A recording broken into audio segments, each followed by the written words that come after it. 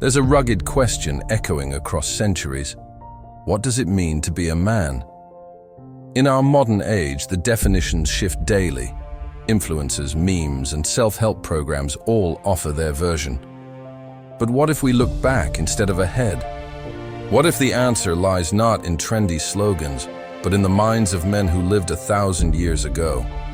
Today we travel into the heart of medieval masculinity, unearthing ideals forged in battle, tempered by faith, and rooted in duty. Because the past isn't gone, it's waiting to be rediscovered. Let's begin in the eastern half of the old Roman world, the Byzantine Empire. Here, masculinity was defined by restraint, mastery of the passions, and intelligent governance. The concept of self-control and moderation was considered the highest form of excellence. In Byzantine military manuals, soldiers were told, before you face the enemy, first conquer yourself. War was not just outward. The real enemy was internal. Soldiers were expected to show courage, but courage meant discipline, obedience, loyalty, and faith. A hardened general was expected to pray, to fast, to study scripture. The mixture of martial and moral defined Byzantine manhood.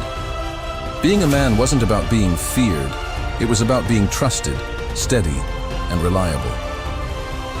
Now let the winds shift, and we move to the icy reaches of the north, the lands of the Norse and the Anglo-Saxons. Here, masculinity took a darker, primal tone, courage in battle, facing fate without complaint, answering the call of your tribe. The Norse ideal of manhood said, cattle die, kindred die, one thing never dies, the fame of a good man.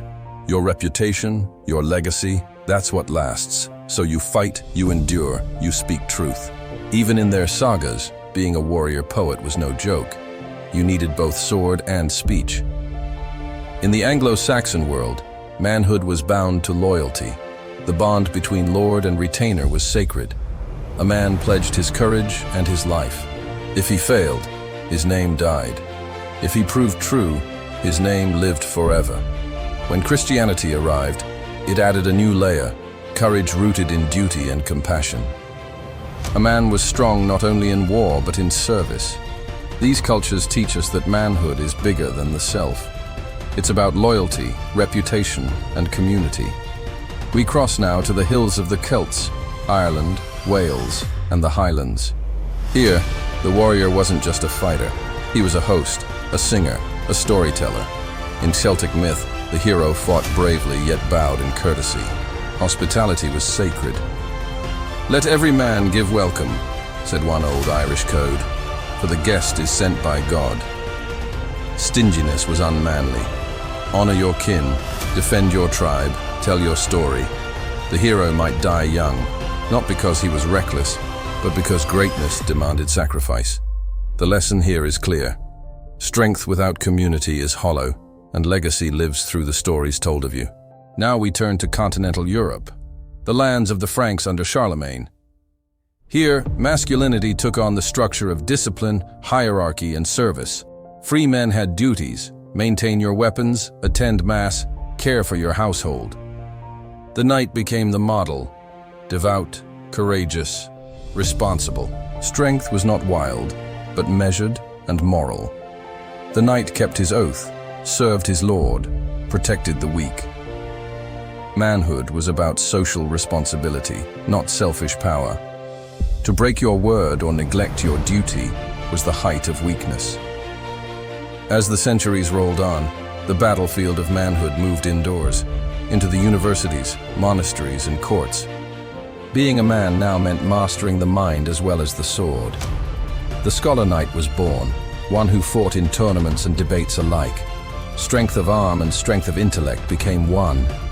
Young men entering the university were trained to reason, to argue, to live with moderation. The medieval man evolved. He was both physical and intellectual, fierce yet thoughtful. When we look across these worlds, Byzantium, the North, the Celts, the Franks, we find common threads. Duty to community, honor and word kept, strength under control, education and legacy. Across all lands, manhood was never just about power. It was about purpose, It was about using strength to serve something greater. In a world today filled with noise, image, and ego, these ancient ideals remind us of something real. To be a man is not about dominance. It's about discipline. It's about duty, loyalty, and purpose. It's about the promises you keep, the people you protect, and the legacy you leave. If you found this journey through medieval masculinity inspiring, make sure to subscribe and like this video. Share it with someone searching for meaning, not just motivation. Because the past is not just a story, it's a lesson waiting to be lived.